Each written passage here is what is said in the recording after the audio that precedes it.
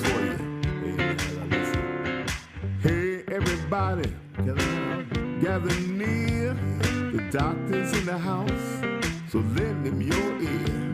The things he can say might even make your day. He might even help your pain go away. The doctor is in the house. The doctor is in the house. Let the doctor know what's bothering you. I'm sure he can tell you just what to do. The doctor is in the house. Doctor is in the house. Let the doctor know what's bothering you. The doctor is in the house. If you have a pain, call a doctor. If you have a sprain, call a doctor. Let the doctor know. Yeah, ladies and gentlemen, the doctor is in the house. Good afternoon to everyone out there, and thank you for listening. And I do have an attitude of gratitude for all the great listeners, and especially to Luck of Gold over at Rumble, whom informed me that the original podcast 480, Melatonin and Eye Health, was without audio. And he is absolutely right. For some reason, the audio did not transfer from the original podcast. So I'm going to try and recreate some of that information as much as possible. Okay, so we want to continue on from where we left off the prior one, which we talked about melatonin and sleep and all its other uses.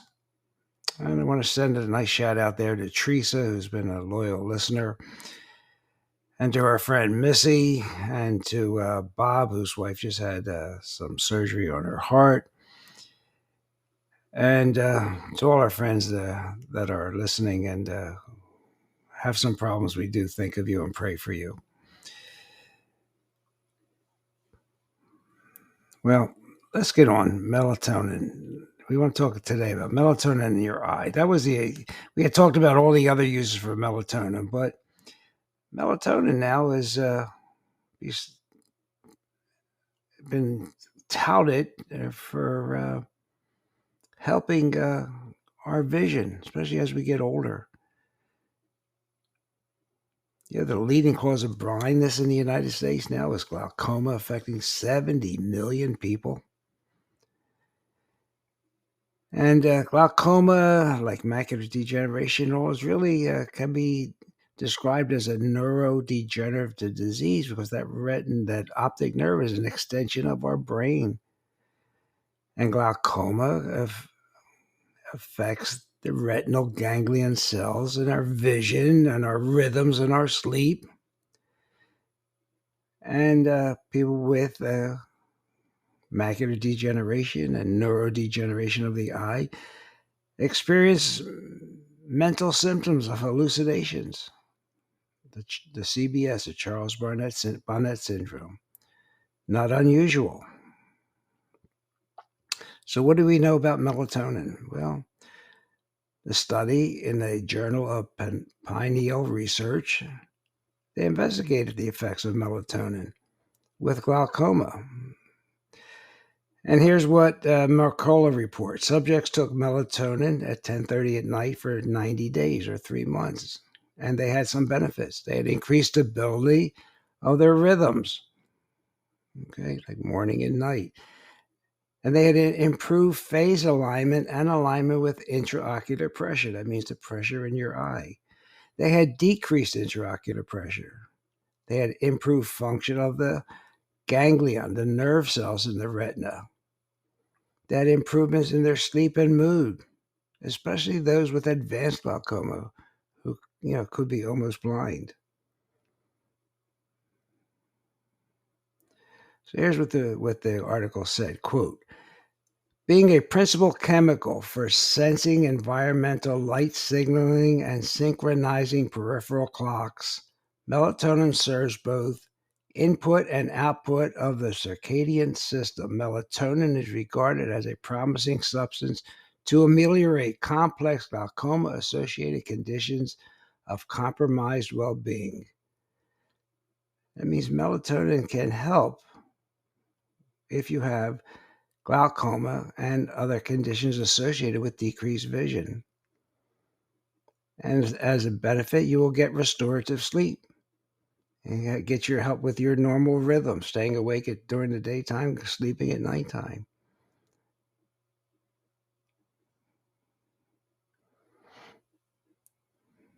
But we talked about this. Only 5% of melatonin is in your pineal gland. The other 95% is produced inside the mitochondria. That's why we'll close out a little bit with an introduction about mitochondria. But in order for that to happen, you have to get proper sun exposure, because proper sun exposure is intricately involved in melatonin production. And melatonin receptors, these cells that are sensitive to melatonin, they're in several areas of the eye, including the retina, including the lens, and the cornea. So you would think if you have receptors for them, they may be the target for melatonin. And just think if it could help regulate eye pressure with all the other drops and expensive remedies. I'm not saying you do away with them, but melatonin should be, in my opinion, part of the drugs and supplements used to treat glaucoma, especially since it's such a prevalent disease and a silent thief of our vision. So there are people working with melatonin and intraocular pressure and hypertensive eyes, and they're all showing some sort of positive effect. Some people even talk about the effect of melatonin on intraocular pressure has been known since 1988, they say. It was discovered then at Oregon Health Sciences University. So we have to start thinking now of melatonin for help with our vision. And who knows? There are studies going on now to how it affects cataracts, because cataracts are caused by a lot of oxidation, like rust. And research is suggesting that melatonin counteracts that. Well, there's very little downside to melatonin. And as I mentioned earlier, macular degeneration, that affects the retina and can lead to severe vision loss. And it's been shown melatonin has some positive influence in that area.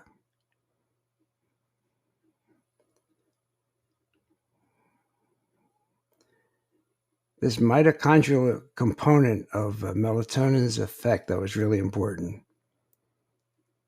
because AMD, or acute macular degeneration,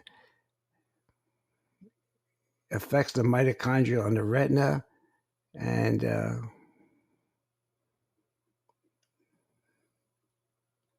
melatonin may keep those mitochondria active.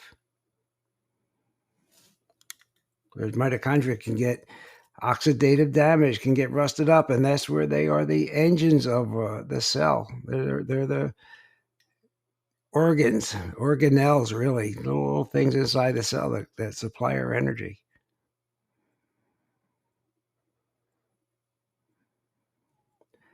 And study after study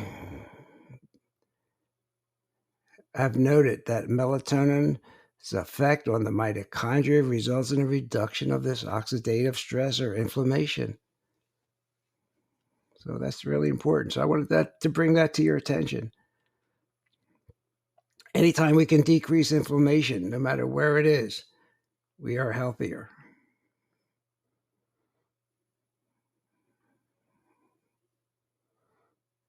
So how do you optimize melatonin?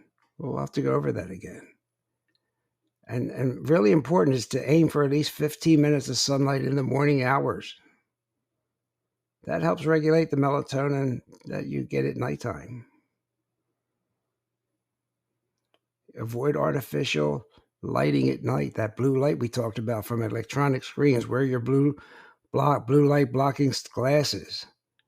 Watch out for those LED lights. Incandescent bulbs are still king. And try and sleep in a bedroom that is pitch black. And if you can't get it that way, consider wearing a sleep mask. And maybe before bed, you can consider some stretching exercises or some meditation.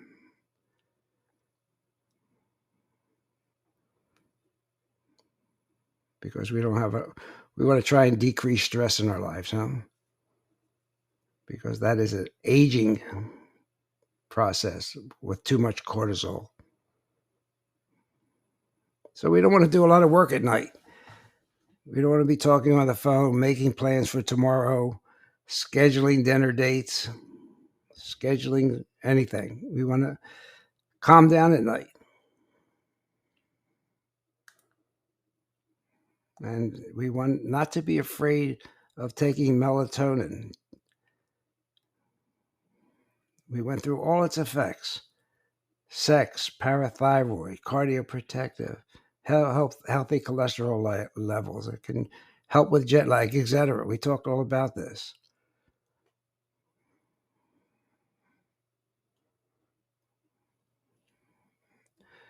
And we talked about avoiding Tylenol, abuse of alcohol and drugs, tobacco, sugar, aspirin, not becoming B12 deficient, all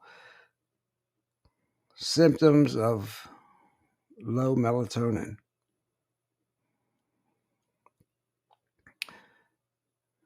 And we talked about melatonin and Parkinson's disease.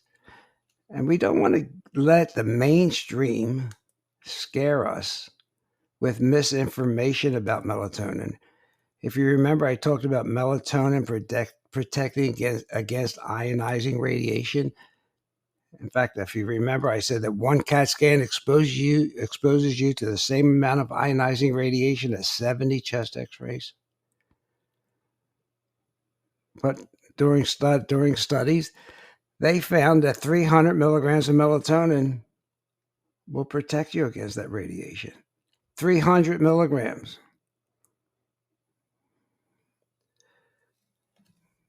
And if you have a CAT scan and a PET scan together, you're going to double that radiation. So it was recommended that the 300 milligrams of melatonin be taken 1 or 2 hours before you're exposed to a lot of X-ray. Okay, so just think of that dosage. But the pharmaceutical companies will use that fear mongering. They did it all through COVID. They use fear to lock down everybody.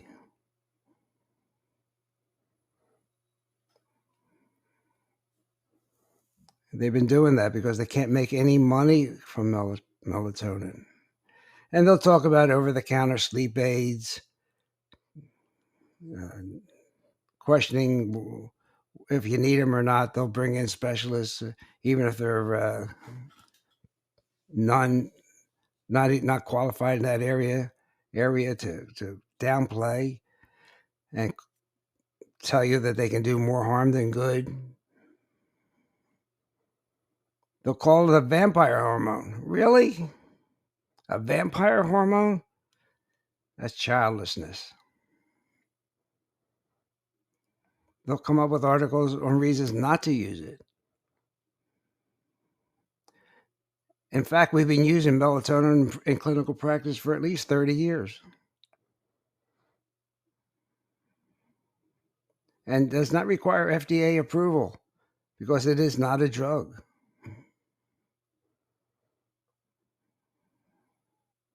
But even drugs that get FDA approval can kill us, right? And you'll see articles from researchers, bought and paid for. You'll see studies like a new investigation of this or that. But I just told you, Dr. Schellenberger has used 300 milligrams, and it does not need this supplement does not need regulation, in my opinion. And it must be really pretty good because the AMA and CNN attack it, right? That's got to be a sign of that it works. Yeah. So don't be afraid of it. If you want to know some natural ways of getting melatonin, well, you can. It's found in common foods: tart cherries, walnuts, corn, rice, peanuts, barley, oats, asparagus, tomatoes, both black and green tea, broccoli, pomegranates have melatonin, strawberries, Brussels sprouts. Just be careful of strawberries, right? The most contaminated fruit you can eat. Lots of pesticides on strawberries. Black olives and green olives and cucumbers, red grapes and mushrooms.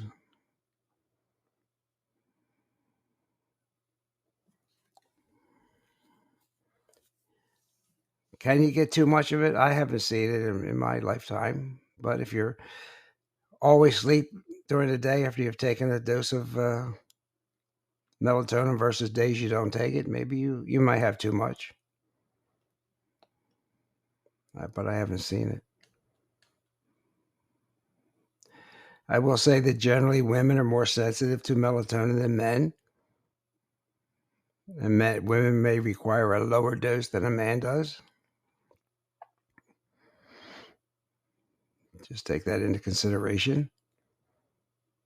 And maybe would not be a bad idea to start with 1 or 2 milligrams and go up from there. Take it 60 to 1 or 2 hours before bedtime if you want to stay with the lowest dose. It's a wonderful hormone, ladies and gentlemen. It has many functions in your body. And it could be an effective therapy for many. Let me just leave you with one other thing. I just read about melatonin. And, I've talked a lot about it this past couple of years. Lowering blood pressure, reducing headaches, regrowing hair. We even forgot about that. So guess what comes out of Sweden? From the Karolinska Institute, published in a respectable journal of child psychology and psychiatry. This study linked melatonin supplements as potentially having a positive effect with depression, even those facing thoughts of self-harm. Now, the key word here is may have, not proven yet. But this study focused on teenagers with a specific link to self-harm, which is often a symptom of depression. It all boils down to what multiple studies have found, that no matter how old you are, sleep problems could be one of the first signs of depression.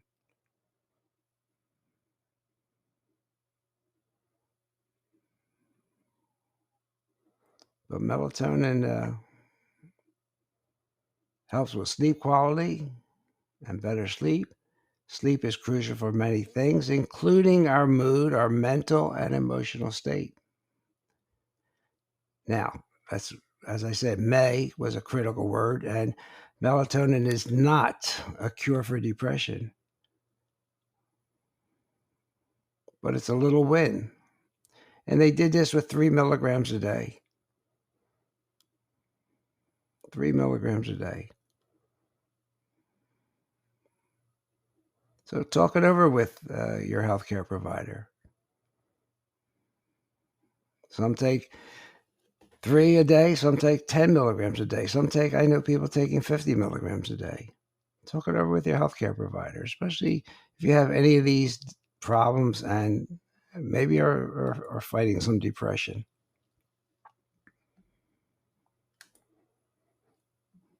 Well, so melatonin, I just cannot tell you how many studies I have in my library on the use for melatonin. I think we covered all of them, and then we added the eye today, and hopefully the audio today.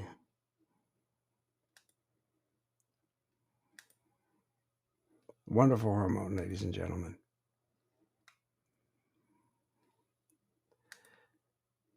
So, melatonin, you heard me say earlier, affects mitochondria. Mitochondria are these specialized structures that are in every cell of our body, except the red blood cells. They're the powerhouses, they're the batteries, they're the energy producers. They are responsible for cellular energy.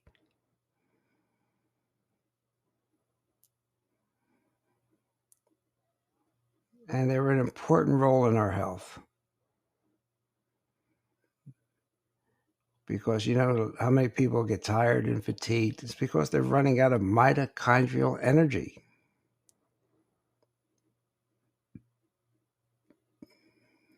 And mitochondria and melatonin is a powerful antioxidant.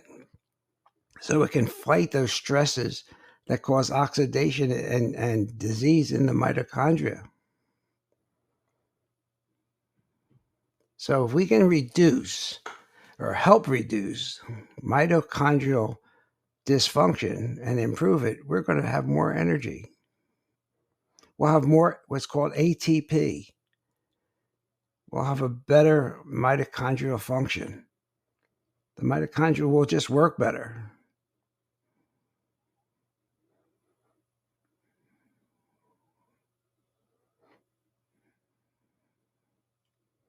So melatonin, that's why these two subjects blend together.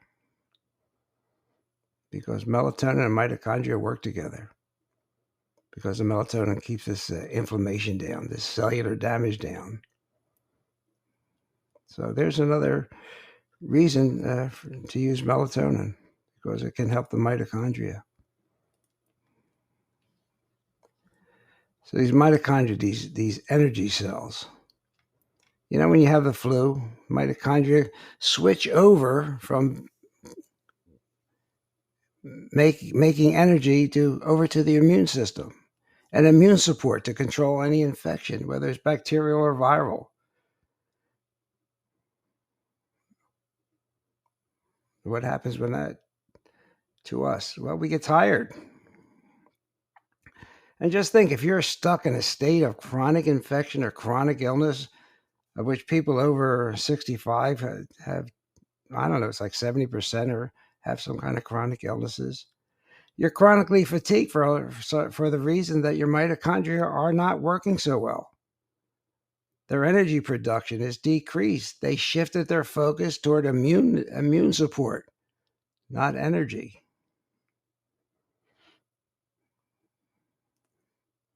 So typically, if you have a cold or flu and you feel fatigued, you want to rest, or your body's under the threat of infection, the mitochondria are shifting their energy production over to their immune role so you can handle this infection.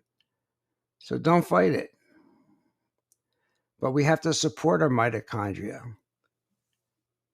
especially as you're starting to heal from a flu or a cold or a chronic illness. Mitochondrial health. We have to, maybe that's my fault too, that I have not talked enough about mitochondria health. So we have to reduce the burden. We have to reduce that virus. So our mitochondria can go back into making energy.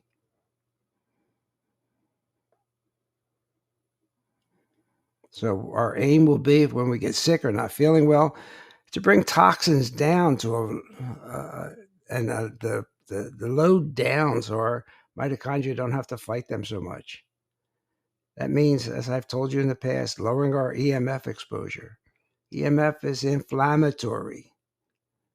EMF will slow up your mitochondria, and by definition, your energy. Really important.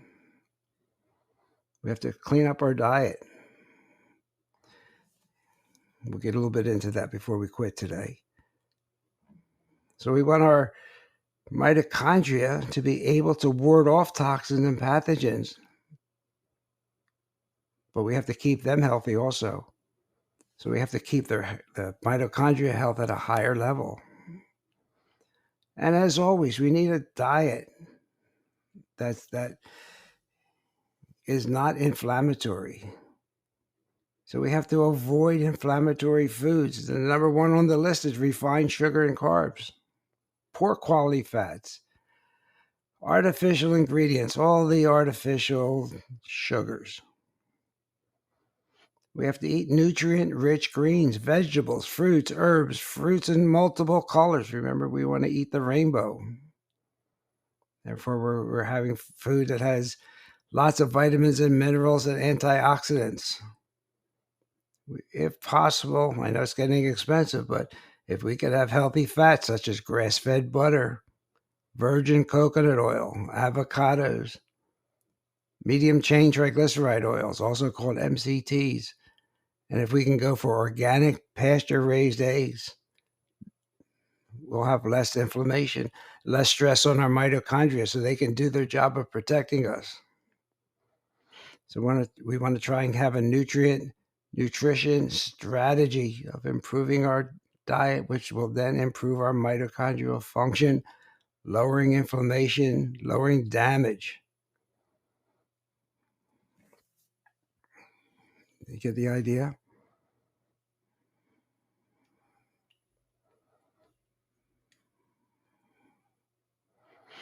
And, a lot of people do talk about a ketogenic diet. Try it, see if it works for you. Maybe just intermittent fasting, which means not having food for 12 to 16 hours a day, eating in a smaller window of time. Because if we don't keep our powerhouses, our mitochondria healthy, we're going to be tired all the time. And they won't be able to do their job of taking in nutrients, breaking them down, and getting rid of them. That's why we have to keep the membrane of the mitochondria porous and not have junk fats that can put like a cellophane coating around the cell membrane of the mitochondria and the cell.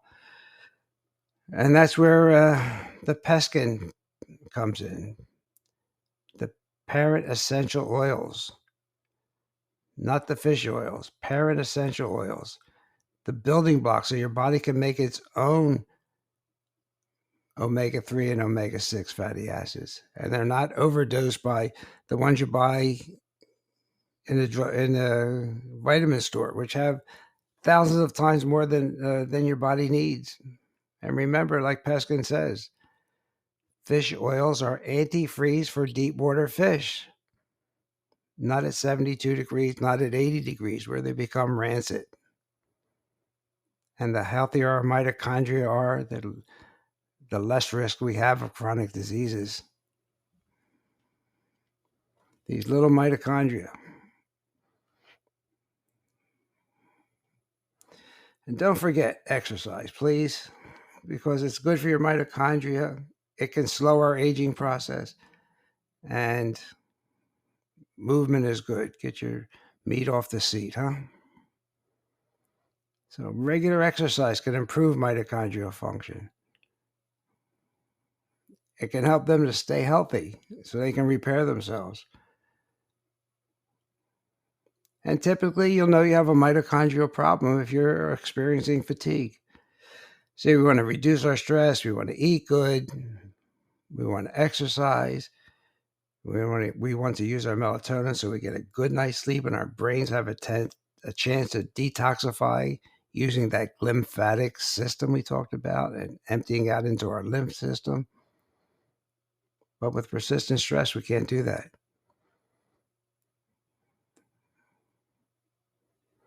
And if we don't get quality sleep every night, guess what? Our mitochondrial function, our mitochondrial DNA is in danger.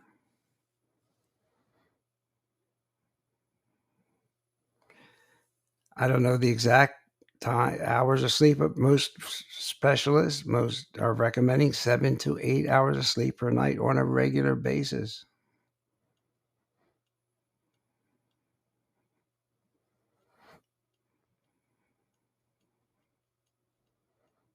So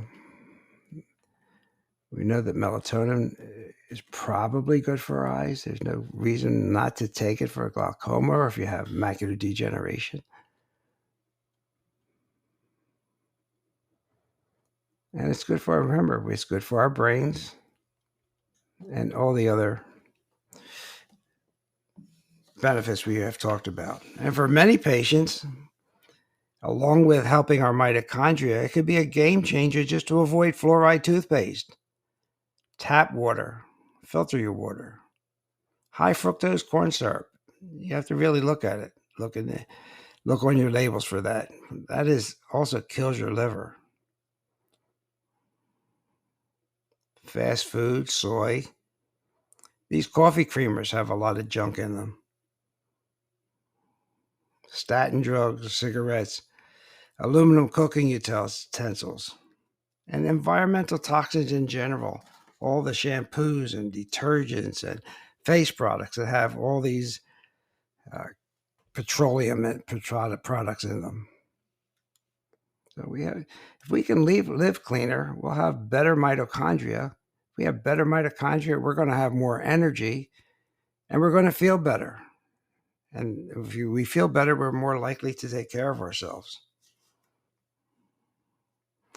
So thank you for Luck of Gold for notifying me about no audio on the prior podcast of melatonin and eye health. I hope this one clears that up. And I want to thank you for listening. And we'll see you next week. Bye. Hey everybody, Dr. Ron's finished for today.